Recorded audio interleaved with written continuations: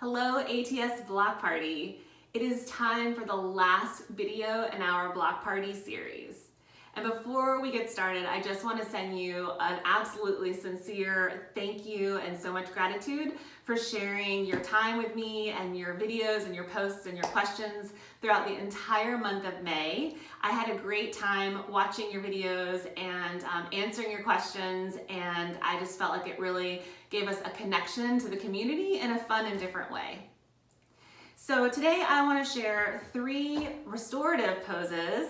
So this is going to be more of a party recovery party trick.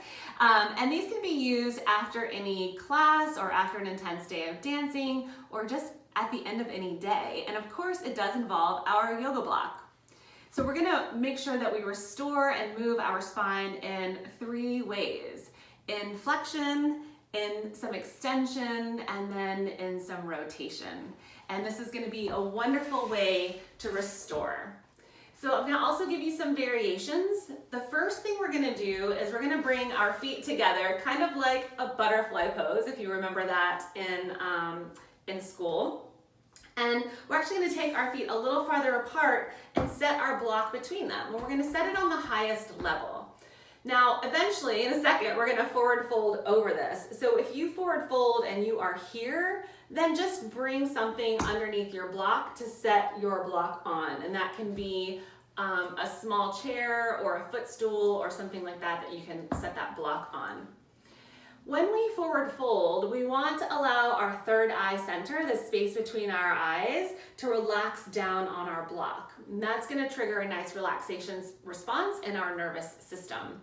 So take a big inhale, exhale, fold, allow your forehead to fall down on your block. You may decide that you want to move your feet forward or your hips back, but this is going to be a complete restoration pose. So try to relax your glutes, your arms, your forehead, your jaw. And you can hold this for about 3 to 5 minutes. So I'm going to come up so that I can talk and you can hear me. You can hold this for about 3 to 5 minutes. The variation is going to depend on how this feels in your hips. It may be a little too intense after 3 minutes, and it might feel really great. So some variations on this pose, if this is a little too intense or you want to try something else, you can bring one foot in to your thigh and extend that leg out, and then bring your block in front of you, and again, forward fold, just adjusting your block to the extension of your forward fold. And relax in this pose for a little while. And don't forget to do the other side. So you're going to want to do one side and then the other. And then you also have the option of just letting your legs go long and go out. This can be a little more intense for people that don't have a lot of external rotation in their legs. So just find what works for you and know that it may be different from one day to the next. And the next pose I want to share with you is very similar to something that we've already done. And so we're going to start on our back in preparation for a bridge pose. And we're going to press our feet into the floor so we can lift our hips and just place the block underneath your hips, the same place that we did when we did our psoas extension party trick. And from here, I want you to focus on relaxing your glutes, relaxing your thighs, and that might mean that your knees fall together. I want you to think about relaxing your abdominal area, your shoulders. Allow your tongue to fall away from the roof of your mouth. And notice that every time you're able to exhale and let a little tension release, your hips press down into the block, and it's almost like it gives your low back and your sacrum a nice massage, right? So you're using your own body weight on that block to have a nice little massage. And this is also a little extension in the spine. You can even lift and walk your arms under a little bit if that feels good. But it's really all about just lifting the hips and allowing the pressure to fall down into your block. This is kind of one of my favorites, and I don't want to get out of it right now. So you can hold this one for 5 to 7 minutes. Again, it depends on how this feels in your body, but this one's not as intense as our forward fold, so you might be able to hold it a little bit longer.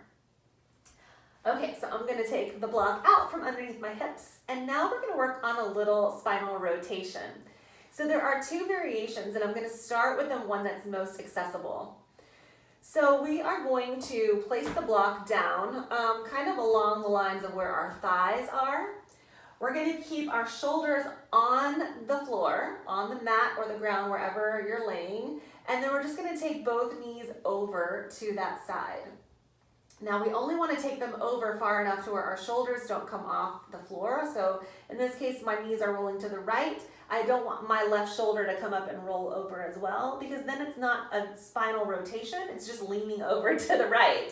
So keeping the shoulders down, which means you may decide that you need to change the height of your block. And that's why we have all of these, one of the reasons we have all of these nice settings. If this is completely accessible to you and you're like, I could put my, I could go on this lower setting and I want a little bit more rotation, then you can place the block between your thighs and then allow your leg to fall down. And this gives this upper leg a little prop so that it's not as intense as taking both knees down and then this shoulder is gonna pop up.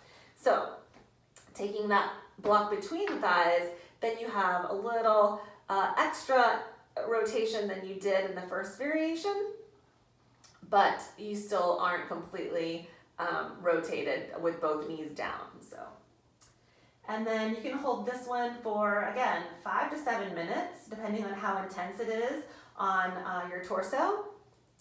And don't forget to do both sides. So just coming out of it, you can adjust the block however you need to. I would always start on the highest setting and then check in and then decide to go to a deeper rotation, because one side might feel different than the other, especially day to day.